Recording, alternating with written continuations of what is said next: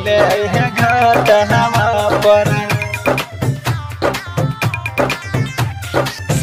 अभी सुन रहे हैं बगैर से टीवी धमाका को।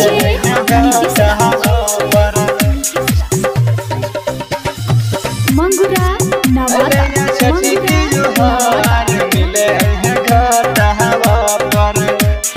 सुन है गे बाबू सुन है गे सोना अले छठी की जोहार मिले है घाटवा पर। घाटवा पर सुन है गे बाबू सुन है गे सोना अले छठी की जोहार मिले है घाटवा पर। करब हम तोहर इंतजार मिले है घाटवा पर। करब हम तोहर इंतजार मिले है घाटवा पर। घाटवा पर सुन है गे बाबू सुन है गे सोना अले छठी की जोहार मिले है घाटवा पर। घाटवा पर सुन है गे बाबू सुन है गे सोना अले छठी की जोहार मिले है घाटवा पर। करब हम तोहर इंतजार मिले है घाटवा पर। करब हम तोहर इंतजार मिले है घाटवा पर। घाटवा पर इलाका किसी का हो धमाका दिवाकर दीवाना भाई का ही होगा। करब हम तोहर इंतजार मिले है घाटवा पर।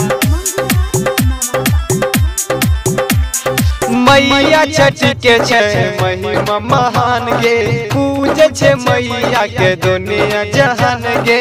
पूजे छे मैया के दुनिया जहान गे। रखी है मोबाइल जानू चालू हरदम गे।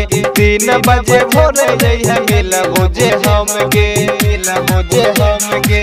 रही है गे सोना राती भर जागल करी है हमारा से बात व्हाट्सएप चैटवा पर। करब हम तोहर इंतजार मिले है घाटवा पर। करब हम तोहर इंतजार मिले है घाटवा पर। घाटवा पर अभी सुन रहे दिवाकर दीवाना भाई। करब हम तोहर इंतजार मिले है घाटवा पर।